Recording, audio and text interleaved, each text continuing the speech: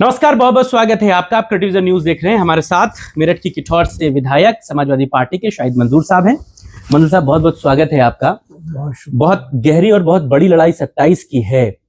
क्या है पश्चिमी यूपी का माहौल और कैसी फिजा है? क्योंकि पिछली बार आपके साथ लड़ाई में जयंत चौधरी थे, इस बार बगैर जयंत चौधरी के हैं। क्या है सिनेरियो? उत्तर प्रदेश में लंबे समय से गठबंधनों का दौर चल रहा है और उस गठबंधन में बहुत सी पार्टी ऐसी हैं प्रदेश में जो किसी के साथ गठबंधन करके कुछ फायदा उठा लेती है। वो हो सकता है कि चुनाव आने तक फिर नया गठबंधन बने, फिर नई पार्टी जुड़े, फिर नया मामला बने, फिर लोग इधर से उधर आए। क्योंकि आपने जो जिक्र किया, वो जो पश्चिम प्रदेश उत्तर प्रदेश का वोटर है, जो किसान वोटर है, जो वहां का मजदूर है, वो सब ये चाहते हैं कि एक विचारधारा के लोग एक साथ रहें। और स्वर्गीय चौधरी साहब ये बात कहते भी थे कि जो एक वर्ग है जो बिजनेस करता है, जो अपने फायदे और लाभ के लिए कुछ भी कर सकता है, उस वर्ग से किसान मजदूर को और पार्टियों को बचकर रहना चाहिए। आज दुर्भाग्य से वही पार्टी सत्ता में है, उन्हीं विचारधारा की पार्टी सत्ता में है और वही लोग, उन्हीं से लोग सत्ता के इर्द गिर्द रहते हुए जो है उनसे गठबंधन करते हैं, फायदा उठाते हैं। तो पता नहीं है कि किस दिन जो है वो जनता की आवाज पे एक जैसी विचारधारा के लोग वो एक साथ इकट्ठे हो जाए। तो आपको लगता है कि जयंत की विचारधारा और आपकी पार्टी की विचारधारा अब भी एक है? नहीं, बिल्कुल 100% चौधरी चरण सिंह की विचारधारा ही को मैंने नेताजी ने, मुलायम सिंह जी ने अडॉप्ट किया, उसको माना भी था, उनको अपना नेता भी माना। और आपकी जानकारी के लिए, आपके चैनल के माध्यम से आम जनता के लिए बता दूं, वो पहले नेता थे जिन्होंने इटावा में चौधरी चरण सिंह के नाम पे एक डिग्री कॉलेज का निर्माण किया था। वही पहले नेता थे जिन्होंने यहाँ पार्लियामेंट में सबसे पहले चौधरी साहब की मूर्ति, असेंबली में चौधरी साहब की मूर्ति बाहर जो लगी गेट नंबर 1 था। वही नेता थे कि यहाँ के जो हमारा एयरपोर्ट है उसका नाम चौधरी चरण सिंह एयरपोर्ट रखने का काम किया था। हमारे नेता थे कि जो मेरठ यूनिवर्सिटी को चौधरी चरण सिंह यूनिवर्सिटी का नाम देने का काम किया था। तो विचारधारा तो समाजवादी पार्टी की, किसानों की, मजदूरों की, सबकी एक ही विचारधारा है। नहीं, जयंत चौधरी की विचारधारा क्या अब भी आपको लगता है कि मैं चौधरी चरण सिंह की विचारधारा की बात कर रहा हूँ। मैं उस लोकदल की विचारधारा की बात कर रहा हूँ जो किसानों की विचारधारा है, मुख्य बात कर रहा हूं। तो क्या जयंत चौधरी अपनी व्यक्तिगत में कोई टिप्पणी नहीं करना चाहता। राजनीति में कौन किसके साथ जलने जाते हैं, कहाँ गठबंधन होता, उस पर कोई नहीं। विचारधारा जो किसान मजदूर की है वो अपनी जगह अटल रहेगी। हम राजनीति में कहाँ खड़े हो रहे हैं इस पर मैं कोई टिप्पणी नहीं करना चाहता। लेकिन आपको लगता है कि जयंत चौधरी ने अखिलेश यादव के साथ धोखा किया? अब बड़े नेताओं के विषय में मुझे कोई टिप्पणी नहीं करनी है। क्या वजूहात थी, क्या हालात थे, क्या थे, क्यों गठबंधन रहा, क्यों टूटा, ये हमारे नेताओं का काम है, हमारा काम नहीं। लेकिन जब गठबंधन हुआ था तब तो हमारा काम नहीं आप है। लोगों से भी तो चर्चा की गई थी। हमारा काम नहीं है कि हम अपने नेताओं के निर्णय पर कोई टीका टिप्पणी करें। अभी कैबिनेट का विस्तार होने की बड़ी चर्चाएं हैं और उसमें आरएलडी के विधायकों को कोटे में मंत्री बनाए जाने की बड़ी बातें चल रही हैं। कहा जा रहा है कि अगर उनको मंत्री नहीं बनाया जाएगा तो चौधरी साहब जनता के बीच में जाएंगे कैसे उन मुसलमान विधायकों को लेकर के जो समाजवादी पार्टी के साथ जीते थे? देखिए, ये योगी जी की, मोदी जी की सरकार है। यहाँ मंत्रिमंडल का विस्तार नेताओं के हाथ में नहीं है। यहाँ मंत्रिमंडल का विस्तार ऊपर से होता है, उसमें यहाँ कोई किसी का अमल दखल नहीं है। और जहाँ विस्तार की बात है, बगैर विस्तार के ले लो ना। भाई कई मंत्रियों को तो मैं जानता हूँ जो ये रोते रहते हैं पब्लिक में भी कि हमारी चल नहीं रही। तो विस्तार करके ही क्या करेंगे। और अब तक जो लोकदल के कोटों के मंत्रियों को दिया है उन बेचारों को दे क्या रखा है। अच्छा उनकी बात छोड़ दीजिए, मैं तो उनकी बात, जो वर्तमान में मंत्री हैं अब उनका क्या हो रहा है। विधायक घेरे ले रहा है सड़क पे, विधायक तो मंत्री जी को घेर रहे हैं। वही मैं कह रहा हूँ। तो अब ऐसे मंत्री से विस्तार से जो पुराने वालों को, भाजपा वालों को कुछ नहीं मिल रहा, तो आगे को क्या उम्मीद करी जाए कि क्या मिलेगा। आपको लगता है जयंत चौधरी समाजवादी पार्टी से अब इस बार दूर हैं, कैबिनेट में मंत्री हैं, वहां पर योगी जी को यहाँ सपोर्ट कर रहे हैं, अब 27 में जब वो भाजपा के साथ चुनाव में जाएंगे तो क्या उनको 2022 वाला फ्लो मिलेगा या उनका? मुझे लगता है कुछ ज्यादा ही आप जयंत जी के प्रचार में लगे हुए, इसको बात को छोड़ के आगे को बढ़ो ना। बात नहीं करेंगे इससे, नहीं अब आगे को बढ़ो। अच्छा चलिए दूसरी बात कर लेते हैं हम लोग। पश्चिमी यूपी में बहुजन समाज पार्टी भी बड़ा एक्टिव है, लगातार वहां पर पुराने नेताओं को वो वापस पार्टी में लाने की जुगत में है। बहन जी लगातार बैठकें कर रही हैं और बड़ा कैडर दिखाने की कोशिश हो रही है, क्या फिजा देखते हैं? हिंदुस्तान में जब तक संविधान में दी हुई व्यवस्थाओं के अनुसार यहाँ पर इलेक्शन हो रहे हैं, यहाँ पर राजनीति हो रही है, यहाँ पर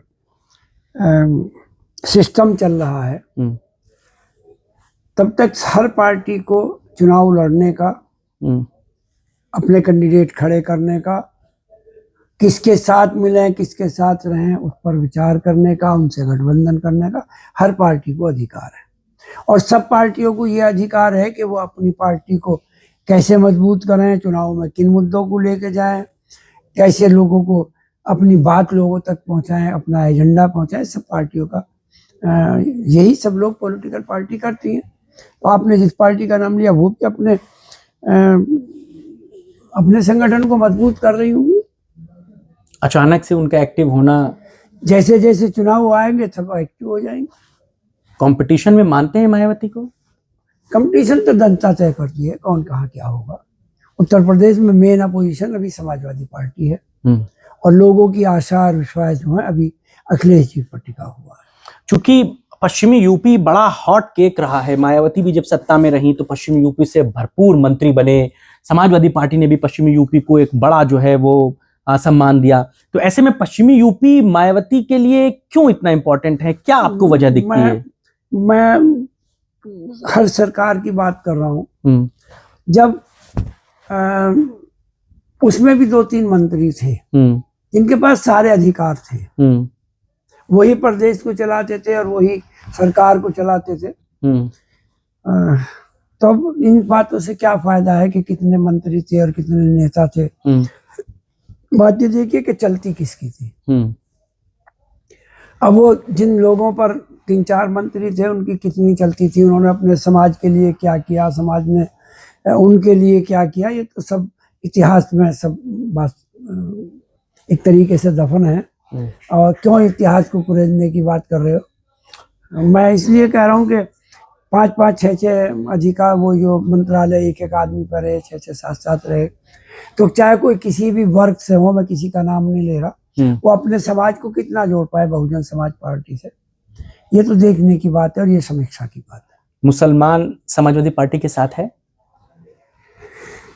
मुसलमान समाजवादी पार्टी के साथ है, मुसलमान अखिलेश जी के साथ है, और मुसलमान समाजवादी पार्टी की उन सेकुलर नीतियों के साथ है जिन पर समाजवादी पार्टी स्टैंड करती है, उसके नेता स्टैंड करते हैं। और भारतीय जनता पार्टी के खिलाफ जो लड़ाई लड़ने का एक तरीका है उस पर अमल करते हैं समाजवादी मुसलमान माइनॉरिटी, क्या बल्कि उत्तर प्रदेश का किसान, मजदूर, बेसहारा जितने लोग हैं वो सब समाजवादी पार्टी के साथ, वो सब पीडीए के साथ है। ओवैसी की बड़ी चर्चा है और ओवैसी इस बात को लेकर के बड़ा गरज चमक भी रहे हैं कि हम यूपी आ रहे हैं और पूरे माहौल बनाने आ रहे हैं। हाँ, मेरा अपना मानना यह है, अभी जो मैंने आपसे कहा था कि संविधान ने सबको अपना चुनाव लड़ने का हक दिया है, उनको भी दिया है, वो भी चुनाव लड़ रहे हैं, वो भी चुनाव लड़ रहे हैं, उनको भी चुनाव लड़ने का हक है, लड़े। अब ये जनता तय करेगी कि किसका साथ देके किस पार्टी को फायदा पहुंचाए, भारतीय जनता पार्टी को कहाँ फायदा होगा, किसका नुकसान होगा, किस जनता का, किस वर्ग का नुकसान होगा, तो ये उत्तर प्रदेश की जनता तय करेगी। अगर ओवैसी आएंगे तो मुसलमान वोट बट नहीं जाएगा? अब वोटों का बटना ना बटना जो है वो कोई चर्चा का विषय इसलिए नहीं है कि जब एक तरीके से फ्लो जो है माइनॉरिटी का वो समाजवादी पार्टी के साथ है। यही फ्लो बिहार चुनाव में लालू यादव और तेजस्वी यादव को भी लगता था कि मुसलमान अगर भाजपा को वोट नहीं देगा तो हमें ही देगा, लेकिन वहां पर तो सिक्का उल्टा हो गया, ओवैसी के 5 विधायक जीत गए। अब ये कितने की विधानसभा है वहां? 200-250 तो हैं विधायक। कितने जीत गए? कितने जीते? वहां कितनी गिनती है वहां जीतने की? अरे 150 के आसपास। किसकी? ओवैसी के? नहीं, ओवैसी के तो 5 विधायक जीते वहां पे। फिर तो 5 में कहाँ प्रतिनिधित्व मिल जाएगा 5 से, और कहाँ सरकार बन जाएगी? नहीं, लेकिन फिर भी मुसलमान वोटों के तो नेता हो गए। फिर भी क्या हो गया? लोग लालू यादव को नकार दिए, तेजस्वी यादव को नकार दिए। भैया वो कोई किसी को नहीं नकारा, नेताओं को नहीं नकारते हैं लोग, ऐसा कुछ नहीं है। ये कुछ थोड़ी आंकड़ेबाजी में जो है वो सब कुछ हो जाता है। तो आप ओवैसी को कोई बहुत बड़ा फैक्टर नहीं मानते? हम सबको फैक्टर मानते हैं, लेकिन समाजवादी पार्टी अपने उसूलों पर, सिद्धांतों पर काम करती है। वो सेकुलरिज्म के लिए काम करती है। वो जो पीडीएम है, जिनको कहा जाता है पिछड़ा है, दलित है, अल्पसंख्यक है, उनके लिए वो काम करती है, वो करती रहेगी। आप ही की पार्टी के भीतर से आवाज आ रही है, कई सांसद, कई पूर्व सांसद, कई नेता इस बात को कह रहे हैं कि ओवैसी के साथ अखिलेश जी को गठबंधन कर लेना चाहिए। हमारे सामने अभी तक ऐसी कोई बात नहीं है। एचटी हसन कह रहे हैं, खुलकर कह रहे हैं, एक बार नहीं 25 बार कह रहे हैं। मैं कोई इस पर टिप्पणी नहीं करना चाहता। ये अधिकार हमारे नेताओं को, किससे गठबंधन करेंगे, किससे हटेंगे, किसको रहेंगे। अब ओवैसी को कोई बहुत बड़ा मतलब मैं सबको मानता हूँ भाई, मैं तो सबको। राजनीति करने वाला किसी को कमजोरी क्यों मानेगा? हमें अपना काम करना है। उधर पश्चिमी यूपी में जो गुर्जर और जाट का एक अलग सा बिखराव है, और अखिलेश जी को भी शायद ये लग रहा है, इसीलिए गुर्जरों पर बड़ा फोकस है। कैसे देखते हैं इसको, गुर्जर और जाट की राजनीति? समाजवादी पार्टी सब पे फोकस करती है, सारे लोगों को साथ, सारे धर्मों को, सबको साथ लेकर चलती है। वो कोई न किसी पे फोकस करती है, न किसी को हटाती है। हम अपनी गति से चलने वाले, हमारे नेता अपनी गति से चलने वाले हैं, और वो समाजवाद के लिए, गरीबों के लिए, मजदूरों के लिए, लोकतंत्र के लिए, संविधान को बचाने के लिए जो कुछ वो कर सकते हैं वो कर रहे हैं, और वही करते रहेंगे। एक बात और भी है कि चुनावों से पहले गठबंधन को लेकर के जो बात आपने शुरू में कही, कांग्रेस के साथ आपका लाइंस था 24 के चुनाव में, आपको लगता है कि वो 27 में सस्टेन रहना चाहिए? मुझे लगता है कि अभी है, और बाकी आगे का निर्णय नेताओं पर मुनहसिर करता है कि क्या रहेगा, क्या नहीं रहेगा। अखिलेश जी तो बार बार इस बात को कहते हैं कि हमारा गठबंधन कांग्रेस के साथ। मैं कब इस बात से मुनहरिफ हूँ, कब मैं मना कर रहा हूँ? तो ये कांग्रेस के सांसद इमरान मसूद ये क्यों मना करते हैं बार बार? आपस का मसला है उनका, 2 नेता आपस में लड़ रहे हैं वहां पर। समाजवादी पार्टी है वो कुछ पार्टियों से इसको जोड़ कर ना देखा जाए। वो तो कहते हैं अखिलेश जी की बजाय बहन जी से गठबंधन है। कोई जो है वो इसको जोड़ कर ना देखा जाए। आपस में कभी खटकती है, कभी बनती है, ये सब। तो ये नुकसान नहीं करता है आपको लगता है? नुकसान कैसे? दोनों भाई एक साथ जिस दिन बैठ जाएंगे, नुकसान क्या होगा, सब ठीक हो जाएगा। बैठा लेंगे आप? बैठ जाएंगे भाई, जनता बिठाती है, हम थोड़ा ही बिठाएंगे। और ये जो भाजपा का एजेंडा है हिंदू मुसलमान वाला, इससे कैसे लड़ेंगे 27 में? क्या एजेंडा है आपका? अब इनका एजेंडा तो आज से नहीं है, तो इनका एजेंडा तो मुल्क की आजादी से पहले ही है। और ये एजेंडा ना होता, या इस टाइप के लोग ना होते, तो ये देश का बंटवारा क्यों होता? इसी एजेंडे पे तो बंटवारा हुआ। तो क्या आपका एजेंडा है? उस एजेंडे के खिलाफ क्या है? आइडियोलॉजी क्या है? कैसे लड़ाई लड़ेंगे? वो तो खुलकर कहते हैं कि भाई हमको हिंदुओं का वोट चाहिए, उनके सांसद, उनके विधायक कहते हैं कि हमें मुसलमानों का वोट नहीं चाहिए। सिर्फ मेरा एक आग्रह है आपके इस चैनल के माध्यम से, आपके आज का जो ये प्रोग्राम है, इसके माध्यम से मेरा एक कहना है कि हमें अपनी भाषा पे जो है वो बहुत ही संयम रखना चाहिए। सार्वजनिक जीवन में जो हमारी जबान है, हमारी भाषा है, ये बहुत मायने रखती है। हम कोई टीका टिप्पणी गलत कर देंगे, या कोई भी नेता कर देगा, तो उसके माथे पर टिक जाती है। और फिर जब वो उसके बरख जाता है, उसके उल्टा जाता है, तो लोग उसी क्लिप को दिखलाते हैं, उसी भाषण को दिखलाते हैं। वही आपसे पहले आपकी बात वहां पहुंच जाती। मैं वही बात ये कह रहा हूँ कि ये सब नहीं होना चाहिए, भाषा बड़ी संयमित और नियमित बोलनी चाहिए। चलिए, और ये जो बजट पेश हुआ है, सरकार बहुत भारी भरकम बजट लेके आई है, क्या है इस पर नजरिया? हर बार हर सरकार बजट लाती है, भारी भरकम ही लाती है, लेकिन बजट जमीन पर कितना उतरा है और सच्चाई क्या है, इसका क्षेत्र में जाने से पता चलता। तो आपके क्षेत्र में क्या हाल है? जो पूरे प्रदेश का हाल है। पूरे प्रदेश में तो भाजपा कह रही है बिल्कुल मामला, लेकिन अभी मैं हाउस में अंदर था, सारे विधायक, उनके सत्ता पक्ष के लोग बार बार ये कह रहे हैं कि हमारी सरकार ने ये कर दिया, ये कर दिया, और आखिर में जो वो अपने क्षेत्र की समस्या गिनाते हैं। तो मैं तो हाउस में भी कहा, अभी भी कहा कि अगर 9 साल में तुम्हारे कांग्रेस उसके भाजपा शासित विधानसभाओं में भी विकास नहीं हुआ, और वो अभी भी जो बेचारे ईंट गारा नाली खड़ंजा मांग रहे हैं, तो अब ये तो विकास को आप, ये तो आपने बहुत गहरी बात कही। चलिए, उम्मीद की जानी चाहिए 27 की लड़ाई बड़ी जोरदार होगी और अखिलेश जी की परफॉर्मेंस जो है जोरदार होगी। आखिर में मैं एक बात कहूँ, कल यहाँ हाउस में उठा था कि यहाँ कोई कूड़े का ढेर खत्म करके, और जिन्हें कब का कूड़ा था उसे खत्म करके यहाँ एक पार्क बना दिया। तो पार्क तो इससे पहले भी यहाँ पर बने हैं। यहाँ जनेश्वर मिश्र पार्क भी बना है, और यहाँ लोहिया पार्क भी बना है, और यहाँ अम्बेडकर पार्क भी बना है। तो पार्क बनाना कोई ऐसी तो है नहीं कि ये उपलब्धि इतनी बड़ी हो गई कि अब से पहले पार्क बने नहीं थे, तो पार्क तो पहले भी बने। और जहां तक मूर्तियों का सवाल है, तो मूर्ति भी पहले लगी है यही विधानसभा में, चौधरी साहब की उनकी लगी हुई है, चौधरी साहब की लगी हुई है।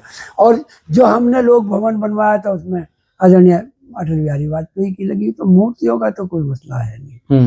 जब ये शास्त्री बना था तो वो शास्त्री जी की बनी हुई है, तो ये कोई वो नहीं है। क्या आप इसका इनके पास कोई जवाब है कि आपने स्मार्ट सिटी जो बनाए थे उनमें कितने शहर स्मार्ट हो गए, या एक भी शहर जो है वो स्मार्ट की श्रेणी में आता है? कोई शहर। और जो आप यहाँ कूड़ा निस्तारण की बात कर रहे हैं, तो क्या पूरे लखनऊ शहर का कूड़ा उठ गया है, या पूरे प्रदेश में जहां जहां कूड़ा है वो सब उठ गया, या आपकी कोई ऐसी नीति बन गई है जहां से कूड़े का निस्तारण हो जाए? सुनने में आता, कभी कहते हैं कूड़े से बिजली बनाएंगे, कभी कहते हैं कूड़े से हम बहुत सारे बायो प्रोडक्ट्स हैं, नाली की गैस से चाय बनाएंगे, वो तो कुछ भी कहते हैं। तो ये असेंबली में एक पार्क का उदाहरण देने से ये भूल जाते हैं कि मेरठ में अभी भी जो है कई साल से अरबों रुपए खर्च होने के बाद भी अभी 5% कूड़े का भी निस्तारण नहीं हुआ। तो भाई एक पार्क का क्यों? भाई प्रदेश का विकास तो तभी होगा ना जब सारे शहरों में कूड़ा उठ जाएगा। आपने मूर्तियों का जिक्र किया, जो मूर्तियां लगी हैं वहां पे, तीनों ब्राह्मण लगी हैं, अटल बिहारी वाजपेयी, श्याम प्रसाद मुखर्जी। अब वो श्यामा प्रसाद मुखर्जी की हो, अटल जी की हो, किसी की मूर्ति हो, हमें नहीं, वो उनकी अपनी विचारधारा है, आस्था वो किसकी लगवाएंगे। हमारे नेता की आस्था चौधरी साहब में थी तो उनकी लगवा दी। देश के प्रधानमंत्री रहे हैं, उत्तर प्रदेश से ताल्लुक रहा, लखनऊ से ताल्लुक रहा, अटल जी की लगवा दी। ये इससे कोई मूर्तियों का कोई ऐसा नहीं है कि बहुत बड़ा इसका महत्व है।